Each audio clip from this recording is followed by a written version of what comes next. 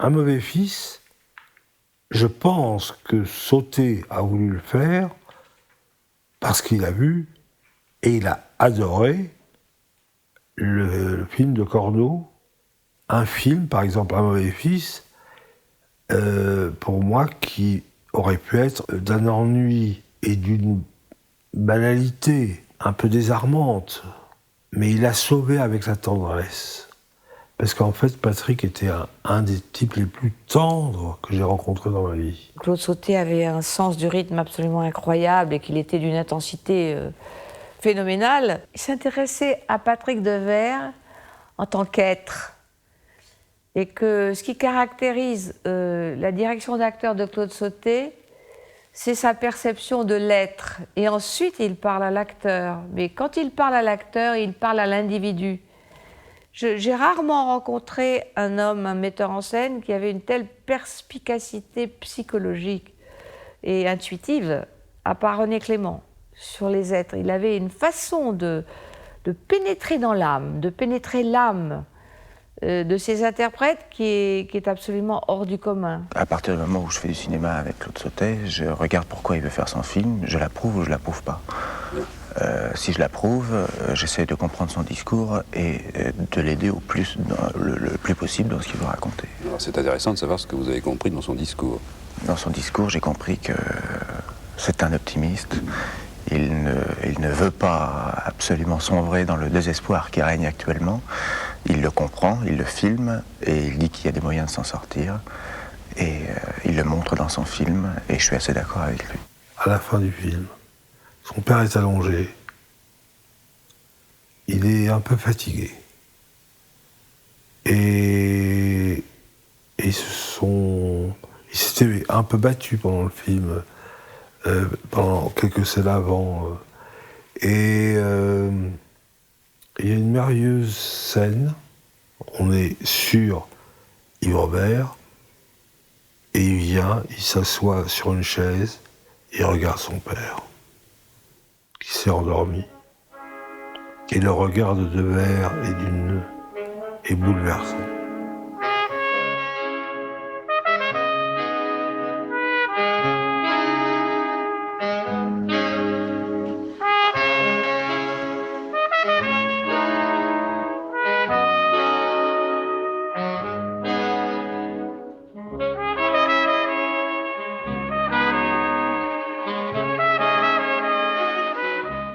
Il n'a pas eu un César, il n'a rien eu à Cannes, hein, on est d'accord? Après les Césars, on était au Fouquet's, au bar. Il y avait Patrick, il y avait Gérard Depardieu. Et puis, je suis venu voir Patrick. Moi, je pense que ça devait être après la guerre du Feu. Donc, j'avais eu plusieurs Césars. Et Patrick m'a étreint, avec beaucoup de sincérité, et s'est mis à sangloter sur mon épaule. Et où il me disait, en sanglotant, qu'il était heureux pour moi, je le pensais sincère, et que lui qui avait raté encore une fois le César, c'était bien normal parce qu'il était qu'un con. Et évidemment, Gérard qui était à côté, il disait « Mais évidemment que t'es qu'un con, je n'arrête pas de te le dire, etc. » Tout le monde parlait du film sur la Croisette, il n'y a rien eu. Et en rigolant, il disait si j'ai pas une récompense, je me suicide. Il avait dit ça, mais c'était une blague. Il avait dit ça en blaguant. Évidemment, ça fait un drôle d'effet après, avec le recul, il avait dit ça. Et après, le soir des Césars, on était tous nommés, tous.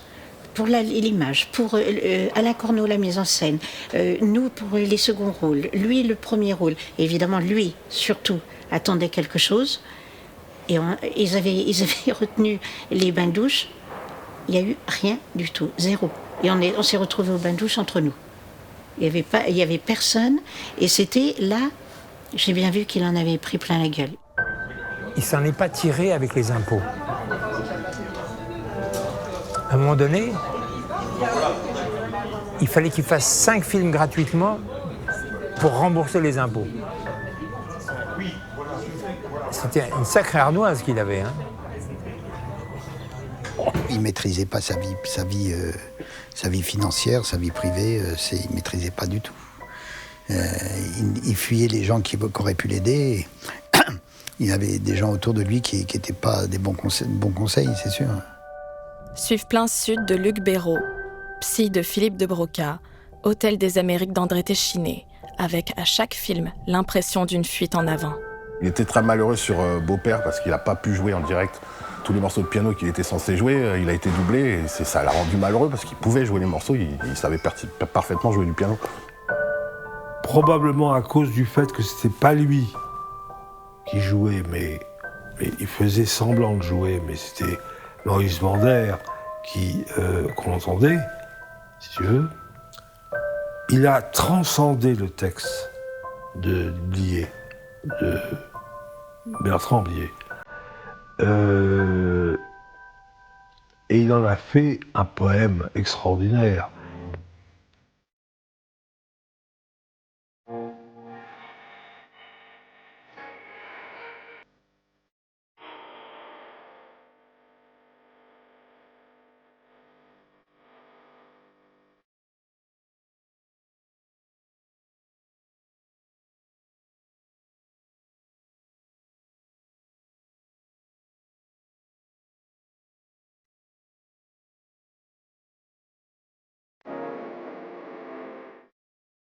Tous les acteurs, j'ai travaillé avec quand même des grands comédiens, je n'ai jamais eu un comédien qui soit investi autant.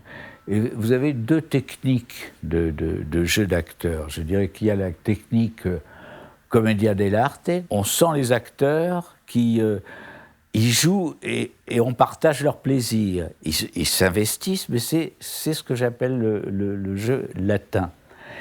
Et vous avez, ce qui était le cas de Patrick, la technique qui remonte à Stanislavski, l'acteur studio, où vraiment, il s'identifie tellement au personnage qu'ils vivent pendant le tournage ou pendant la pièce qu'ils vont interpréter. Ils ne peuvent pas quitter ce personnage. Et cet investissement est à la fois une joie et une douleur. Et en quelque sorte, ils perdent leur personnalité. Ils vous poussaient à améliorer les scènes. C'était pas du tout une compétition, c'était une complicité qui faisait qu'on allait chercher ce qu'il y avait de plus profond dans la scène. Et je crois que je n'ai jamais eu ça. Je n'ai jamais eu ça. Et je n'oublierai jamais, c'était le dernier jour de tournage avec Patrick. Il était parfaitement coiffé. Et quand j'ai dit couper, tout d'un coup, il a passé la main dans ses cheveux et il s'est décoiffé. Et ça, c'est-à-dire que pendant le temps du tournage, il a été le personnage. Et c'est très dangereux. C'est très dangereux. On ne mesure pas à quel point la perte d'identité, parce qu'une perte d'identité peut affecter quelqu'un. Il était insatisfait de tout.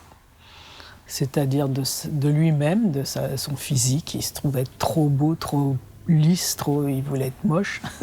Il tournait tout en dérision. Je me souviens, il faisait ça souvent. S'il vous plaît, écartez-vous. Allez, s'il vous plaît, écartez-vous. On l'a emmené ce soir une balle dans la tête de sa maison nurserie pleine de jouets.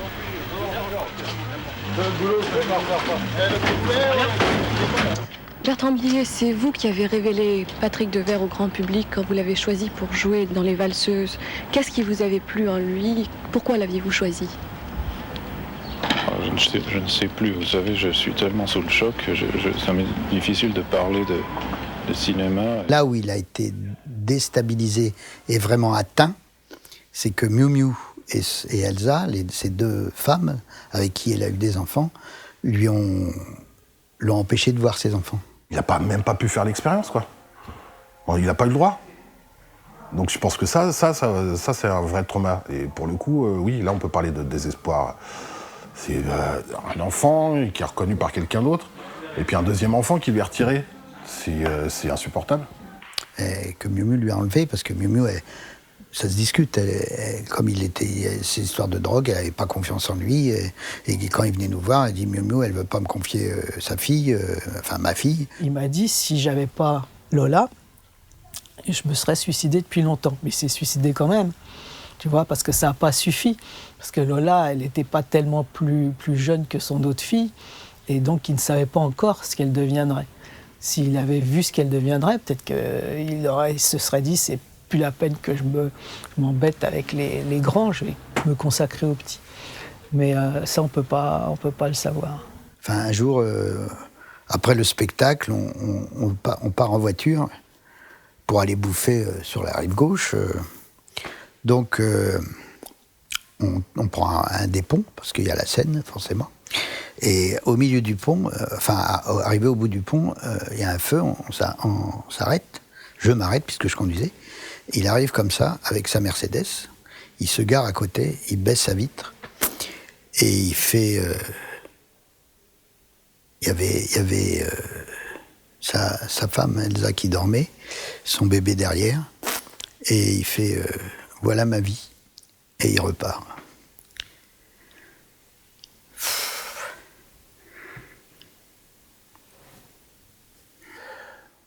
Il y avait qu'un truc qui expliquait son geste, c'était qu'il avait coutume de dire quand on fait une blague, il faut aller jusqu'au bout. Et il faut aller jusqu'au bout, parce qu'on s'arrête trop tôt sinon.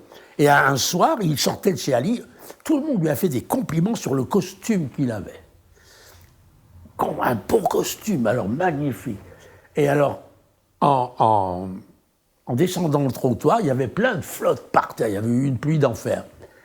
Et il s'écrase par terre dans la flotte, quoi. Dans la flotte Gadou. Hein. Et j'avais vu son pied, j'avais très bien vu qu'il avait fait exprès de tomber, quoi.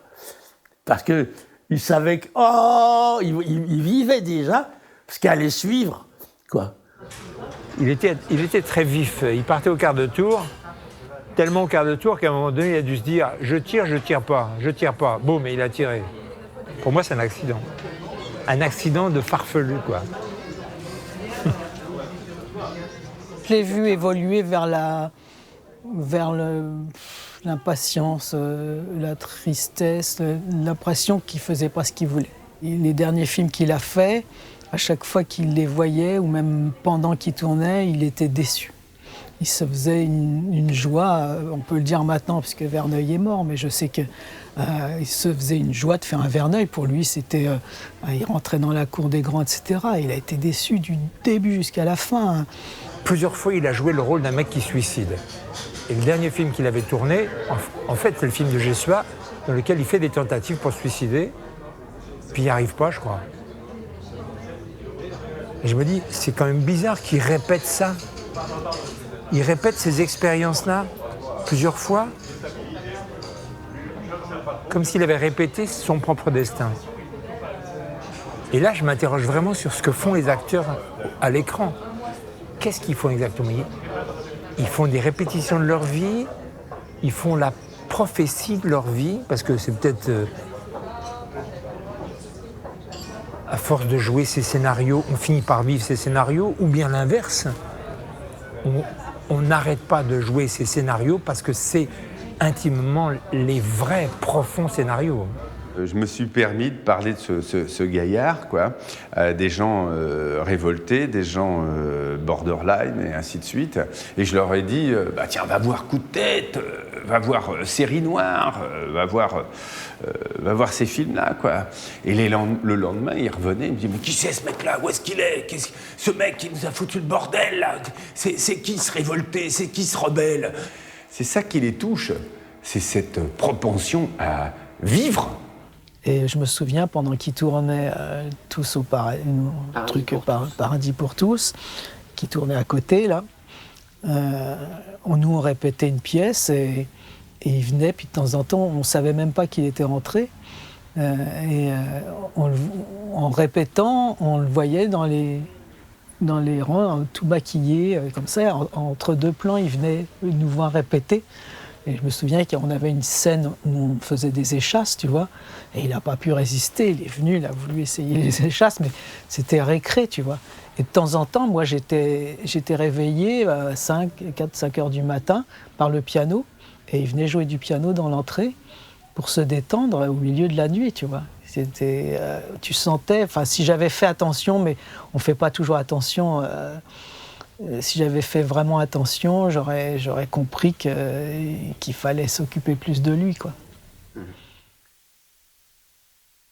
Qu'est-ce qu'il penserait s'il était toujours là? D'abord, s'il était toujours là, on serait en train de boire un coup au palace. On serait en train de faire la fête au palace. On serait en train de jouir de ce monde, de faire qu'il soit beau, qu'il soit sincère, qu'il soit vivant. Je crois que s'il était encore là, ce serait un bon vivant. Ce serait certainement pas comme on a voulu le montrer un jour dans un canard qui pensait à tous les gens morts. Ce serait certainement pas un mec qui aurait continué à faire des compromissions. J'espère qu'il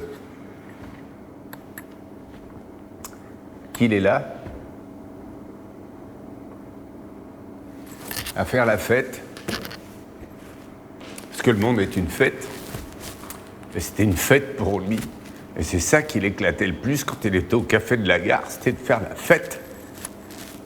C'était ça qui l'éclatait ici quand on était ensemble, c'était de faire la fête. Patrick Devers laisse la trace d'un homme inadapté à un système qui n'a pas pris la mesure de son authenticité, de sa force. Ce n'est pas une victime, c'est un être à part qui nous échappe et qui a bien eu raison de choisir la liberté, quelle qu'elle soit.